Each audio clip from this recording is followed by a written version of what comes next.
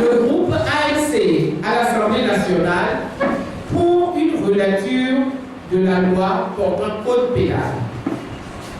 Les 27, 29, 30 octobre 2015 et 2 novembre 2015, les députés composant le groupe parlementaire ANC ont participé en séance plénière à l'Assemblée nationale au débat sur le projet de loi portant un nouveau code pénal qui doit servir de cadre légal pour la poursuite des infractions commises sur toute l'étendue du territoire national.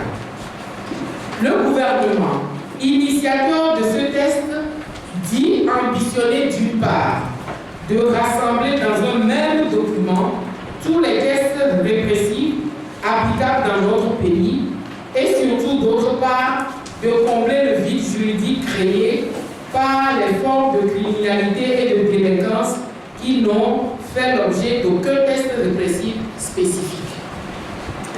S'agissant du vote de texte de nature républicaine, destiné à assurer la sécurité et la protection des personnes et des biens, le groupe parlementaire ANC estime que la démarche appropriée aurait été que le gouvernement et le parti majoritaire recherchent avec l'opposition parlementaire les bases d'un texte consensuel en transcendant leur habituelle volonté de domination sans partage de la vie politique de notre pays.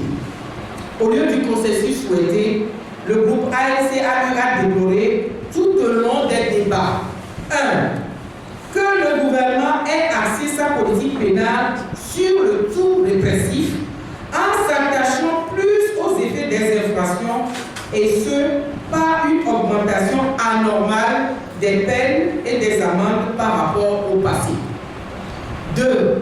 Que le gouvernement ait introduit dans le code pénal, dans son souci de répression, la pénalisation des infractions de presse en punissant de sévères peines de prison les directeurs de publication et les auteurs d'informations jugées fausses. Article 497 du nouveau code pénal. 3. Que le gouvernement ait refusé contre toute entente l'inscription de l'imprescriptibilité du crime de torture dans les textes pénaux, comme le recommande la Commission Vérité, Justice, Réconciliation CVJR, alors que le gouvernement a prévu cette imprescriptibilité pour les crimes contre l'humanité. La CVJR, dans sa recommandation numéro 2, recommande en effet au gouvernement de prendre toute mesure idoine en vue de garantir l'intégrité physique et mentale de la personne humaine à travers la criminalisation des actes de torture, l'inscription de l'imprescriptibilité du crime de torture dans les textes pénaux. Le refus du gouvernement de suivre la recommandation de la CVJR sur ce point est incompréhensible, à moins que le gouvernement n'explique ce refus par le souci de réserver une zone d'impunité aux tortionnaires. 4. Que s'agissant des infractions en matière électorale et de financement illicite de la vie politique et des campagnes électorales, des propositions d'amendement formulées par les députés de l'opposition pour plus de transparence, d'équité et de neutralité de la part des acteurs politiques aient été rejetées sans débat au fond.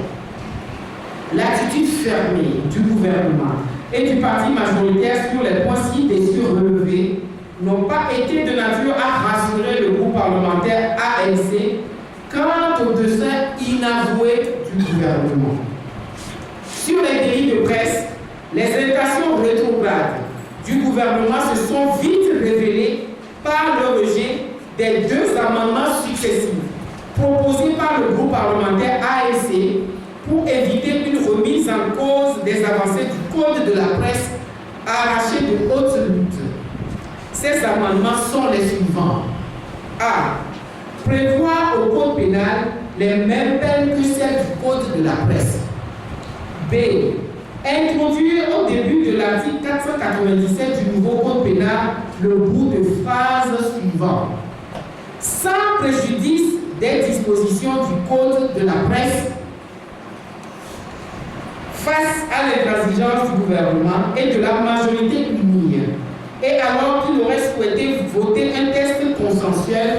le groupe parlementaire ANC n'a pas pu de pouvoir s'associer à l'adoption du code pénal et a été obligé, pour marquer sa désapprobation, d'appeler ses membres à s'abstenir lors du vote.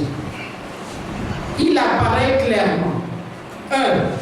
Que le nouveau code pénal bafoue la recommandation numéro 2 de la CDJR en omettant délibérément l'inscription en ses articles 98 à 208 de l'inscription de l'imprescriptibilité du crime de torture. 2.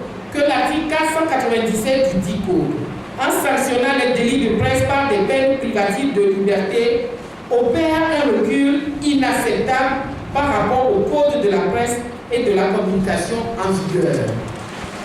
Pour remédier à cette situation, la présidente du groupe parlementaire ANC a adressé au chef de l'État une correspondance pour lui demander de bien vouloir surseoir à la promulgation de la loi portant nouveau code pénal et de la retrouver à l'Assemblée nationale en vue d'une nouvelle délibération permettant de mettre le nouveau code pénal en adéquation avec les engagements pris par le Togo, notamment en ce qui concerne la dépénalisation des délits de presse et l'imprescriptibilité du crime de torture.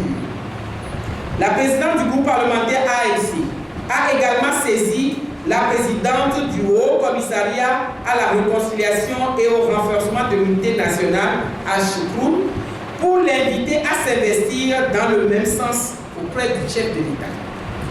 C'est le lieu de souligner que malgré la position minoritaire du groupe parlementaire ANC à l'Assemblée nationale, les députés ANC ne ménagent aucun effort pour servir d'aiguillon réformateur de la vie politique de notre pays, afin que notre pays devienne un véritable État de droit, paisible et respecté par les autres nations.